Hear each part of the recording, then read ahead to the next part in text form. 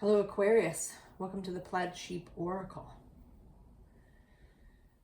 Oh, your reading is very interesting for a number of reasons. I've been pulling a card from my Wisdom of the Sacred Bee Oracle. The card that came out for you is Intuition. But I mean, and that's part of it, but it's really more, I want to say that it's more seeing than it is intuition.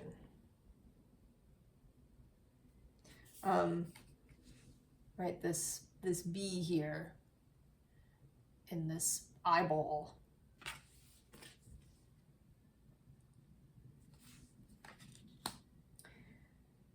The card that was on the visible underlying is Inner Genius.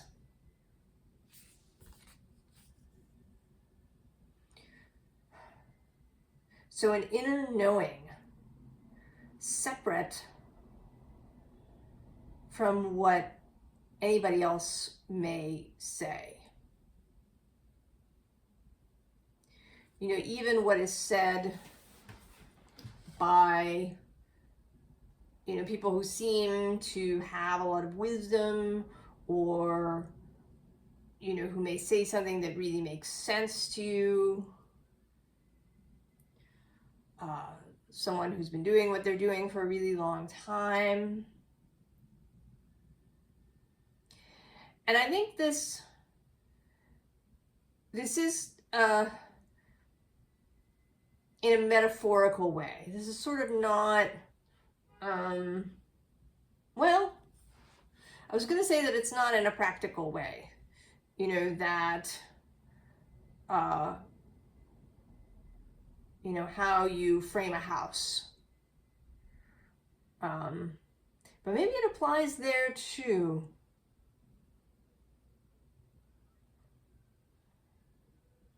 That there is this inner genius, this inner knowing.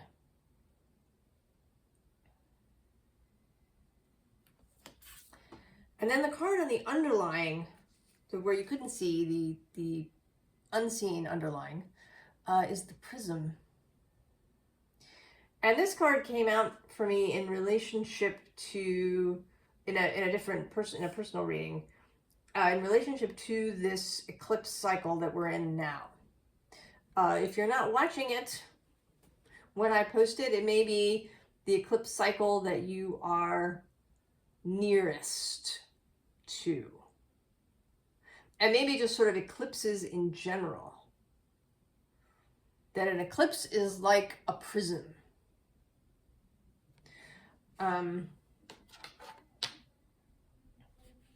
Some folks will say that, you know, a solar eclipse, which is what we're about to have. If you're watching this when I post it, we're about to have a solar eclipse on October 2nd. It's not a total eclipse. It's an annular eclipse.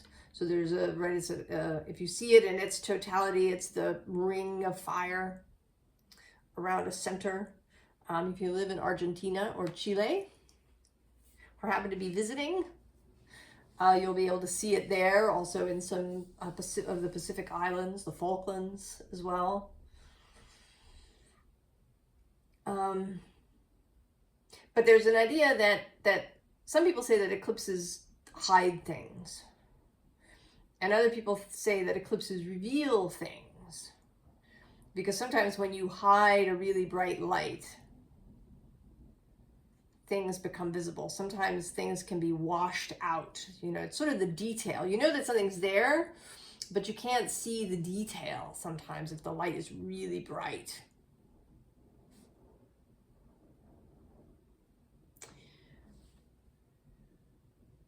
But maybe what the truth is that an eclipse is a prism. So that it isn't so much about the light being hidden or not hidden, but about the light being changed. When light goes through a prism, it splits. And of course, if you send it through another prism, you know, then it changes again. And that, so there's kind of this sense of the two eclipses.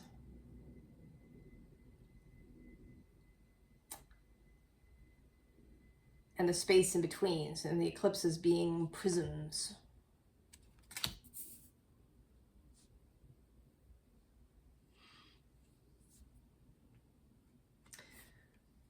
The first card here is Hoggle.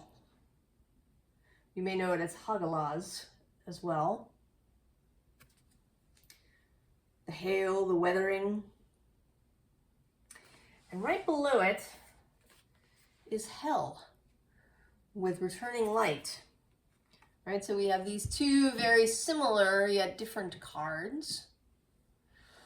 And one is kind of about a darkening, right? A storm coming in. And there, you know, being hail and, you know, needing to weather the storm. The card calls it a cosmic crisis. And then we have the returning light.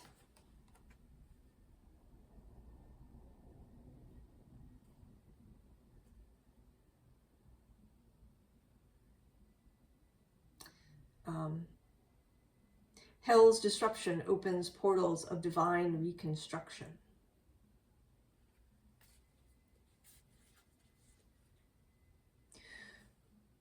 So that, also that, right, death and rebirth cycle.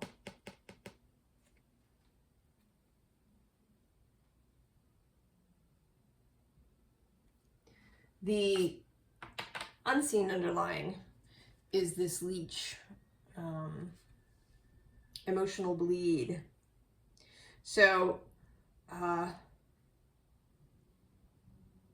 right, the pain that we carry.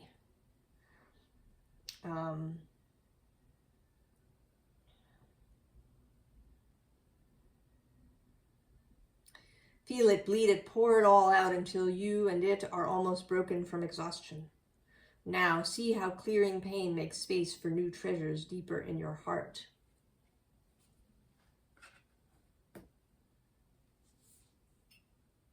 So I don't know what sort of eclipse you're having, Aquarius, but it seems like it might be very challenging.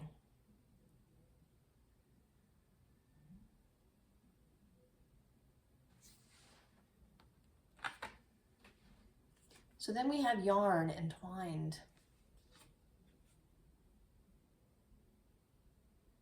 Frigg weaves golden threads of love into the destinies of all beings, so we may tangle our heartstrings with others.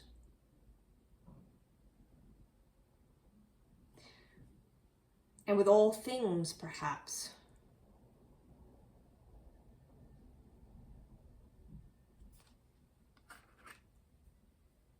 And it also feels here like a thread to follow, you know, like Theseus's thread that he followed into and out of the center of the labyrinth. Because the next card is this Waken, Originate. But the first thing that occurred to me when I saw it was the origination of the thread.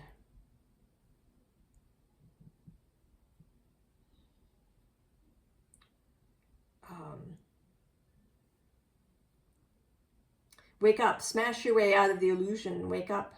See the soft rays of the sun that shine on the living Midgard, awaken.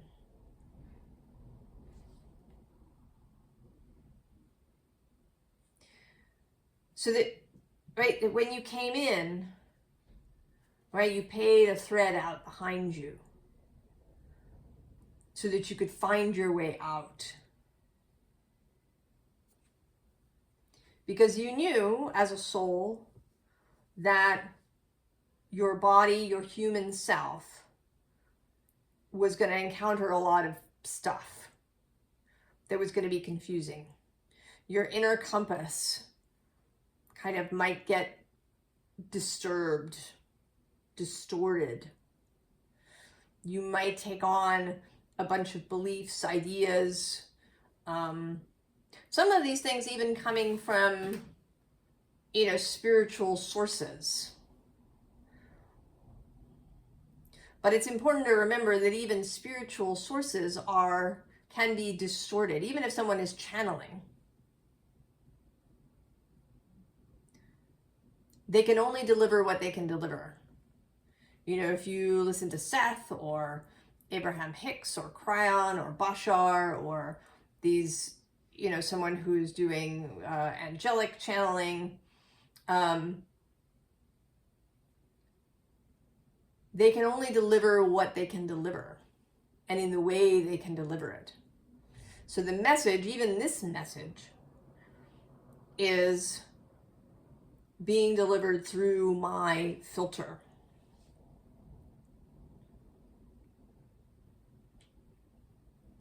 So this, right, this inner genius, this intuition, you know, it may be that teachings maybe that sounded like they made sense. They, you know, maybe even had some experience of them in operation.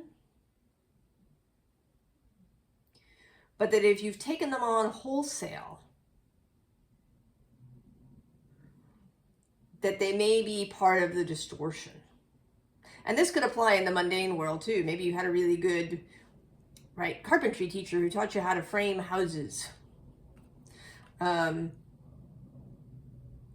he or she was coming from, you know, their particular school, their particular teacher, their experience. And maybe there's some things that they just didn't see or understand or appreciate. And then maybe there's a different way that you can do it that really works for you.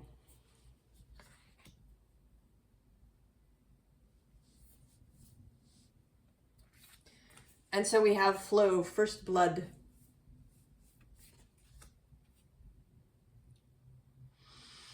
The entry into, with here, Ripyan mature, entry into a mature understanding. So rather than absolutely relying on everything that somebody said, taking everything as truth, then maybe you don't know then if you take something that somebody else said as full, right, as gospel,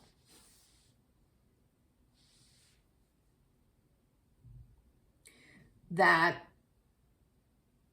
there's a distortion there, that maybe it isn't your full, right, what is true for you or what you perceive as truth, and maybe even what you want to be as truth.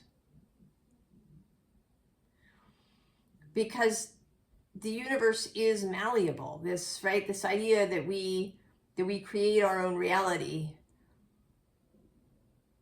I think is part of the truth.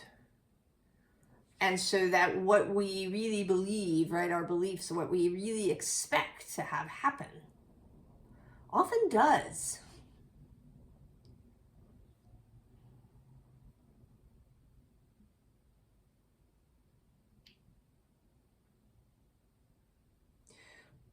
So I think it's important that we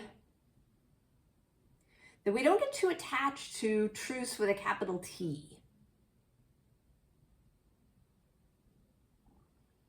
Right? That we expand how we see.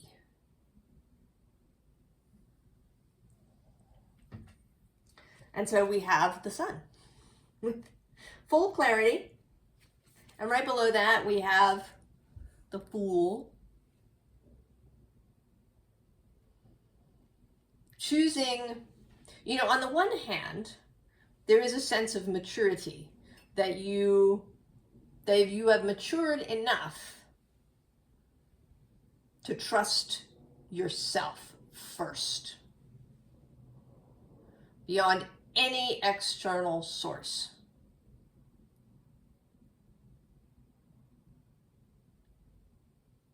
And at the same time, right, to have this beginner's mind, to have this open mind, to see things in the fool's way, that everything is beautiful.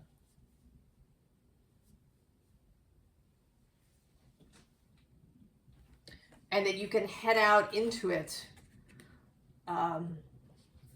freely. The bottom of this deck is similar, right, with this Three of Swords. The ways that we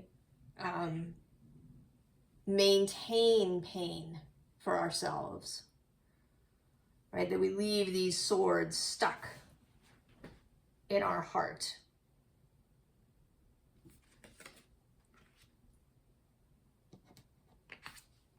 So Ace of Wands to go with the Fool. The inspiration, the new idea.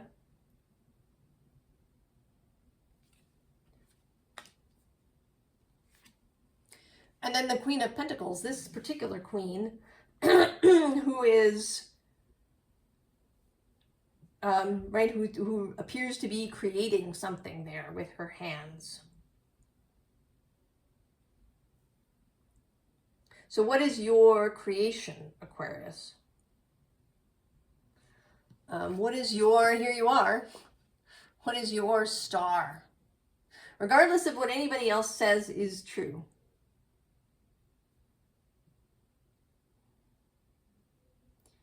Can you decide for yourself what is true?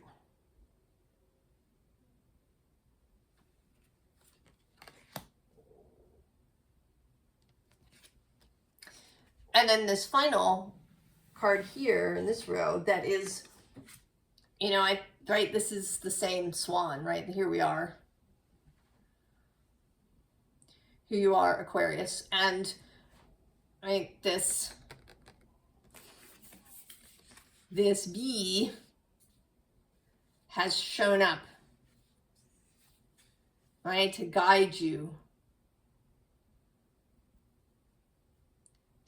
out of this mental prison that you're in with all these swords. Now, an interesting thing that sort of goes along with this is that the deck, this Wisdom of the Sacred Bee Oracle, usually whatever deck I pull this kind of primary card from just stays here. But this time it wanted to come out again. And I think not even so much for the specificity of its message, but as another example of do what you want, right? It's my reading. You know, if that's the deck that has the appropriate message, if I want to use it, I should use it.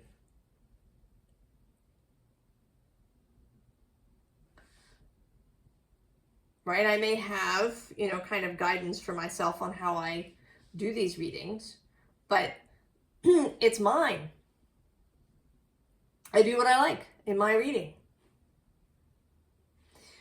So we have courage, and I think that it does take some courage to do this, because there may be instances when we're doing something for the very first time, we have no experience. We have to trust that we believe this is correct. This is how we're going to do it. But, right, we don't have that evidence. Or maybe, even if we have evidence, somebody else doesn't.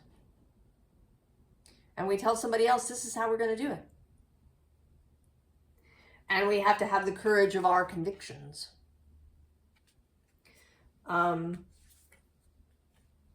Below that is this fire, the inspiration, this kind of Ace of Wands energy. The bottom of the deck is sensuality. And this, I think, is about the you-ness of you. Right? You're the only you. You're this specific combination of things, right, in the humanness. And at the same time, you are vast and mysterious. I listened to a little bit of an astrology talk this morning, and he was talking about, you know, not falling into the sort of trap of perceiving the natal chart as you. Right? It is not you any more than your thoughts are you, or that your body is the whole you.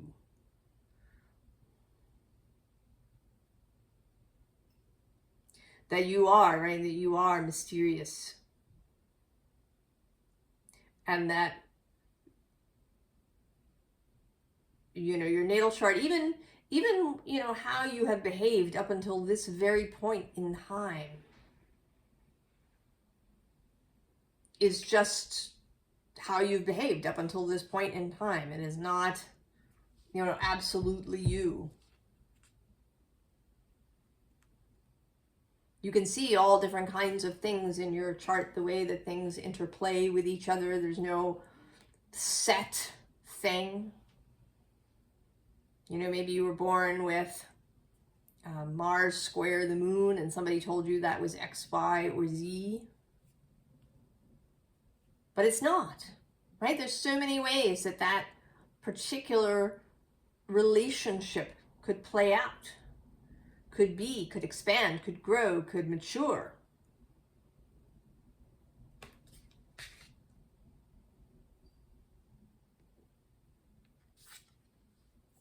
So we have optimism.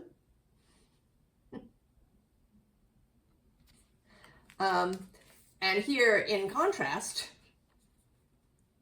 to anguish, and maybe you have felt anguished.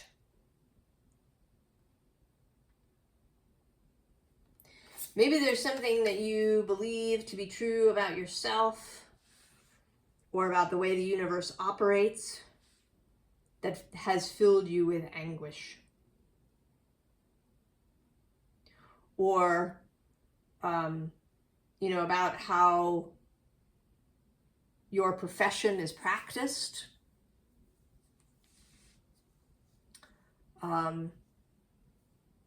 You know, an easy example that comes to mind is being a doctor. I could readily see how walking through the modern medical system might leave you feeling anguished about your profession. But you don't have to stay there.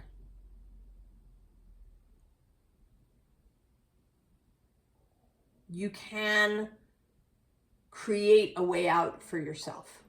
And I'm going to say not even that you can see a way out. I'm going to say that you can create a way out.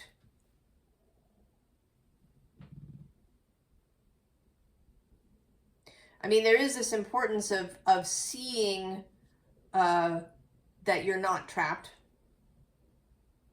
of seeing things as much more changeable and malleable than they are. And maybe of seeing hints and signs and possibilities.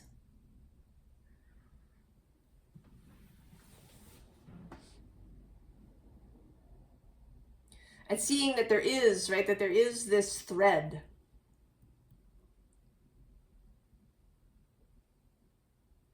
But that you can almost create, like, you know, it's both this and that.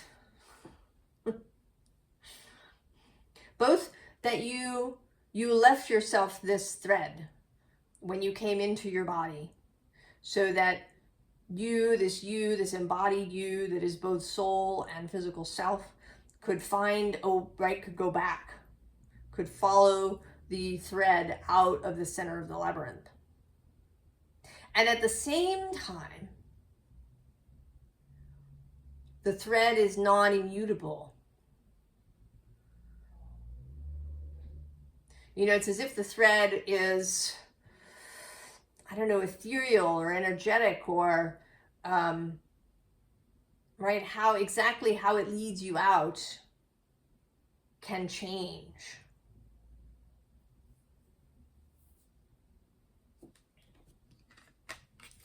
So we have this quintessence card, which came out for Taurus.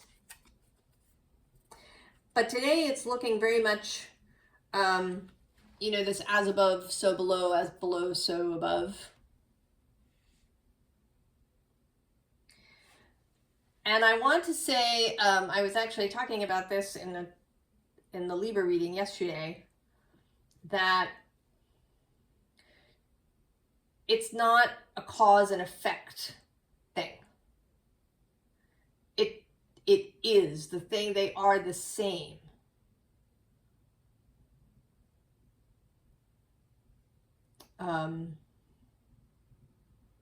Like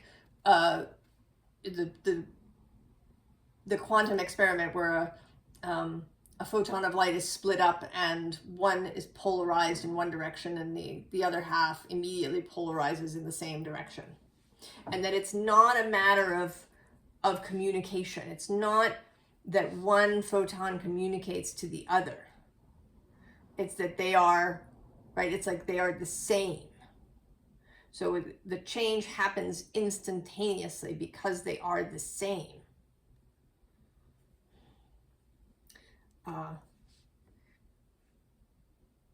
If you understand what I mean. And that feels like this here. Right? The this and that are true. And so then we have this celebration. And at the bottom of the deck, success. I think that when, right, maybe when you see this, when you understand it, when it's in you, because right below that we have this Ace of Pentacles, and then this King of Pentacles. So like body, justice, mind, High Priestess, spirit, and King of Cups, heart. That this, right, that there is a wholeness, there is an integration, there is an understanding that has never been there before, and that is worth celebrating.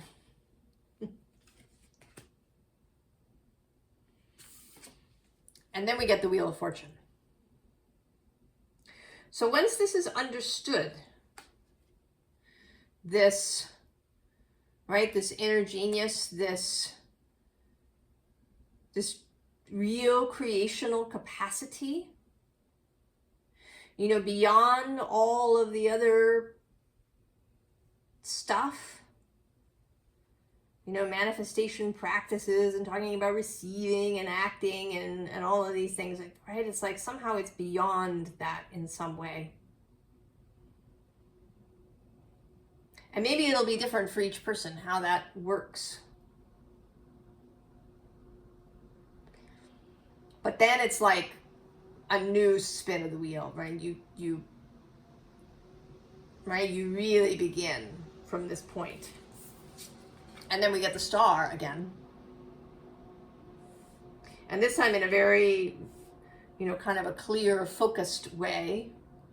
You know, this is still a bit watery happening here, kind of. There may still be a little bit of cloudiness, a little mist, a little haze. But here it's very clear.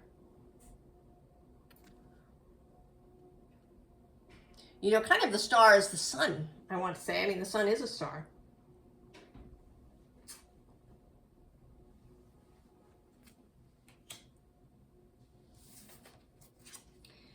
And then this Eight of Swords, where all you have to do is pull that central sword out and the gate opens and you just walk out.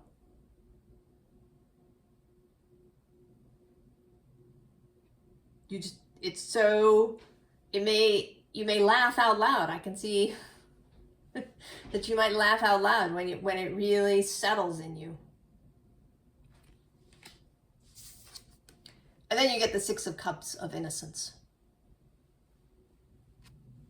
This new beginning, this Fool energy.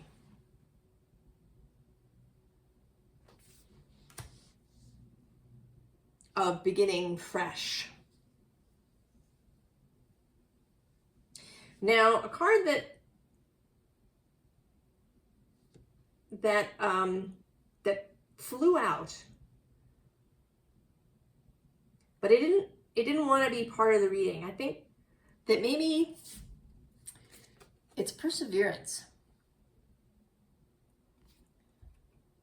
And I want to say that this is another, this and that are true.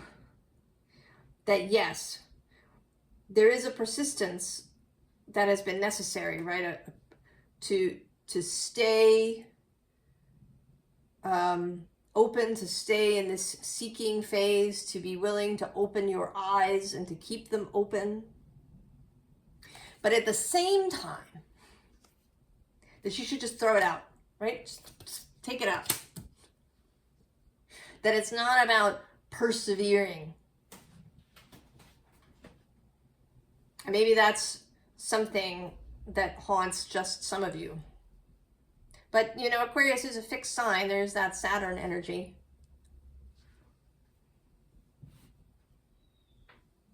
It may be that you've felt at home, felt comfortable with the idea of persevering, that we must persevere to reach our goal. And then maybe that's not true. That maybe when you understand this, when you just pull this sword and the gate opens, that it's no longer about perseverance and this, you know, kind of climbing energy.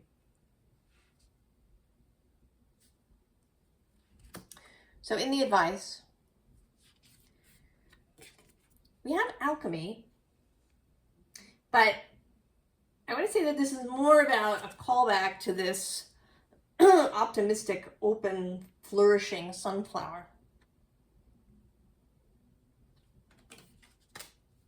And then below it is the Tower. So there is a willingness to be in the lightning strike, right? Because there is this, right, this Hagal energy. So there may be, right, if we are talking about kind of perhaps the influence of the eclipse, that this first half was the lightning strike, the storm. Maybe you've been struggling in some way. You know, you've seen that there is light, but it hasn't quite landed yet. I'm going to say that you don't have to wait for the other half, right? Because that's what we're kind of saying here, that things aren't necessarily as they seem or as people have told you. But it may be that the other half of the eclipse makes it easier for you, that it'll be easier once that new moon in Libra happens. But I would say that you don't have to wait. You want to go now? Go now. Because at the bottom we have change. Right? I think you can choose at any time.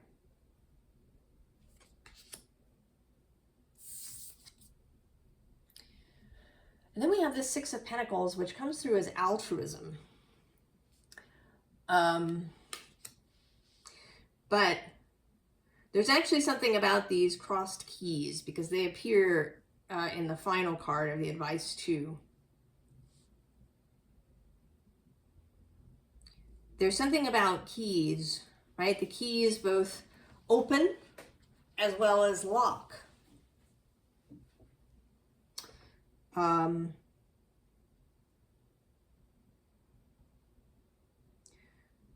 And we can make those choices on how we use keys. Because then the next two cards are disappointment or mastery.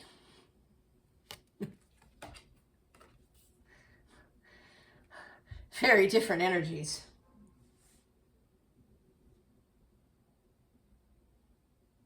Do we choose to stay here? Perhaps, you know, you might have been disappointed 100 times in the past. And here, this kind of is that, a little bit of that perseverance thing. But then there's, right, this immediate mastery. Immediate mastery. And I say to you that it is absolutely possible. That immediate mastery is possible because of the inner genius. Because of that thread that you left yourself.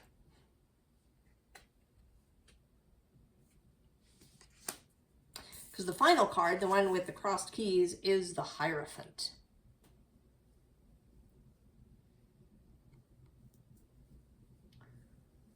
So Fool and Hierophant at the same time. And the Hierophant for me also is the as above, so below, as below, so above.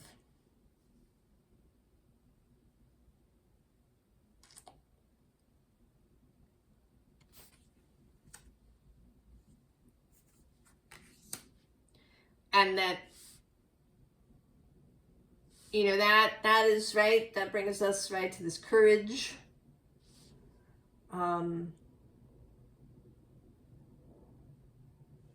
To this, you know, another thing, it always happens that when I do a reading, there's stuff that shows up right before it that's directly relevant.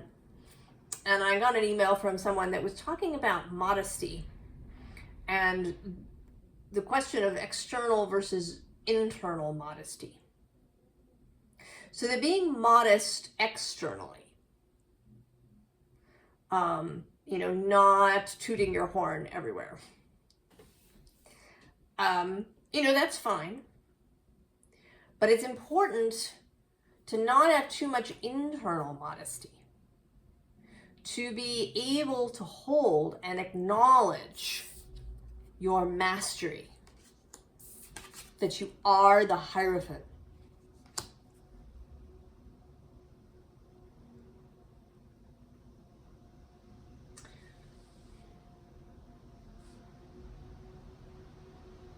Because, right, that, you know, it's that, the acceptance of that mysterious, magnificent part of yourself that can lead you in this, right, down to follow the thread out.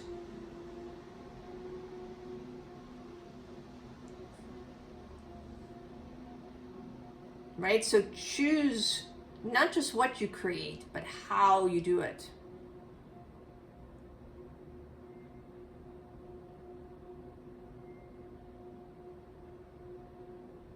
Choose for yourself, Aquarius. I wish you the very best with this, and I will see you next time. So long.